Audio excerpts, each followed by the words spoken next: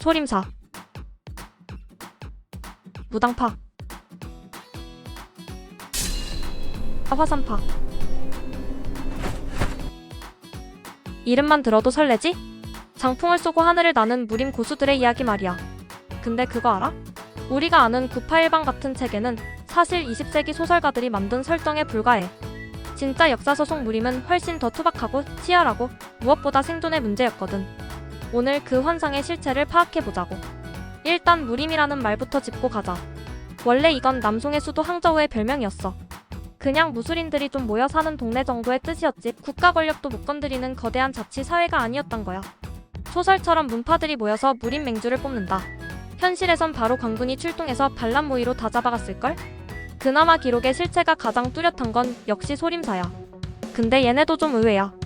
산속에서 도만 닦은 게 아니라 당나라 건국공 신인이 세민을 도와 전장을 누빈 기록이 비석에 딱 박혀있거든.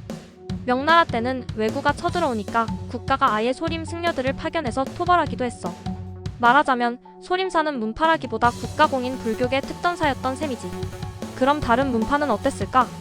무당파는 명나라 황제가 자기 정치적 명분을 세우려고 밀어준 국책 종교 성지였어. 장산풍이 태극권을 만들었다는 건 한참 뒤에 붙은 전설이고. 화산파? 거긴 그냥 도교의 고시원 명당이었어. 검술 기록은커녕 닦는 할아버지들만 가득했지. 아미파는 실제로 무술 기록이 있긴 한데 소설처럼 여역들만 모인 곳은 아니었어. 삭발한 스님들과 수염 덥수룩한 도사들이 뒤섞여 땀 흘리던 곳이었지. 우리가 흔히 듣는 영춘권, 당랑권, 팔극권 같은 것들은 특정 산에 모여 사는 거대 조직, 즉 문파가 아니라 민간 무술 혹은 가문 무술이야. 명나라 말기부터 청나라 시기, 사회가 혼란해지면서 스스로를 지켜야 했던 민간인들이나 표국 무사들이 실전 기술을 다듬기 시작했어. 이게 사부에서 제자로 혹은 가문 대대로 내려오면서 하나의 권법 체계가 된 거지. 소림사처럼 국가 기록에 남을 만큼 큰 집단이 아니었기 때문에 대부분의 권법은 19세기 전후에야 구체적인 계보가 형성됐어. 즉, 1000년 전부터 내려온 빅이라는 말은 사실상 거짓말에 가깝지. 영춘권은 엄영춘이라는 여성이 소림의 오로 중 한 명인 오매선사에게 배웠다고 하고, 당랑권은 왕랑이 소림사에서 사마귀를 보고 깨달았다고 하지. 왜 다들 소림사를 끼워 넣을까? 우리 동네 김씨 아저씨한테 배웠어라고 하면 아무도 안 배우겠지? 천하의 소림사에서 나온 빅이다라고 해야 수강생이 모였던 거야. 일종의 브랜딩이자 권위 빌리기인 셈이지. 영춘권은 광둥성 지역에서 발전한 실전 호신술인 건 맞아.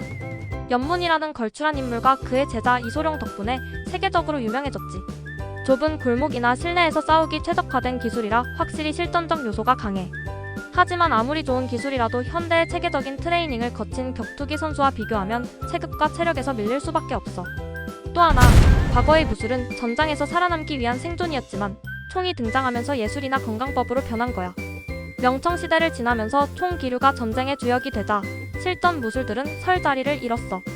대신 건강을 위한 기공이나 화려한 동작 중심의 투로로 변형됐지. 우리가 지금 보는 소림 무술의 상당 부분은 사실 이때 예술적으로 다듬어진 거야. 요즘 중국의 MMA 파이터 시샤오동이 자칭 고수들을 10초 만에 KO시키는 거 봤지? 현재 무림의 최강 지도는 시샤오동이다 라는 우스개 소리가 있을 정도지. 그게 바로 실전과 전통의 씁쓸한 간극이야. 진짜 강한 기술들은 이미 현대 격투기 시스템 속에 다 흡수되어 버렸거든. 유도 알지? 그거 원래 일본 사무라이들이 전장에서 쓰던 유술에서 위험한 기술은 빼고 스포츠 성격의 매치기 위주로 다듬은 거야. 그 유도가 브라질로 건너가서 실전 대결을 통해 극한까지 다듬어진 게 바로 주짓수야. 지금 MMA에서 주짓수 모르면 아예 경기가 안 되잖아? 결국 소위 무림의 빅이라고 불리던 꺾고, 던지고, 조르는 기술들은 이미 다른 이름으로 현대 격투기의 가장 강력한 뼈대가 되어 살아남은 거지. 그러니까 지금의 소림 무술이 약해 보이는 건 그들이 실전이라는 증명의 장을 떠나 전통이라는 박물관으로 들어갔기 때문이야. 형태만 고집하느라 소갈맹이는 현대의 실전 기술들에게 다 뺏겨버린 셈이지. 나는 전통 무술의 비기를 전수받아서 운동 안 해도 이겨라고 주장하는 사람들이 바로 시샤오동에게 정리가 된 가짜 고수들인 거지. 그럼 지금 영춘권이나 당랑권을 가르치는 사람들은 다 사기꾼일까? 아니, 그 기술 자체는 수백 년간 실전을 통해 다듬어진 소중한 문화유산이야. 문제는 그들이 주장하는 기원에 있지. 500년 전 소림사 여승에게 전수받았다거나 내공으로 사람을 날린다는 식의 전설 말이야. 역사학자들은 이런 이야기들을 창조된 전통이라고 불러. 우리가 진짜 경계해야 할 건 전통 그 자체가 아니라 전통이라는 이름 뒤에 숨어 절대 무공의 환상을 파는 사람들이 아닐까?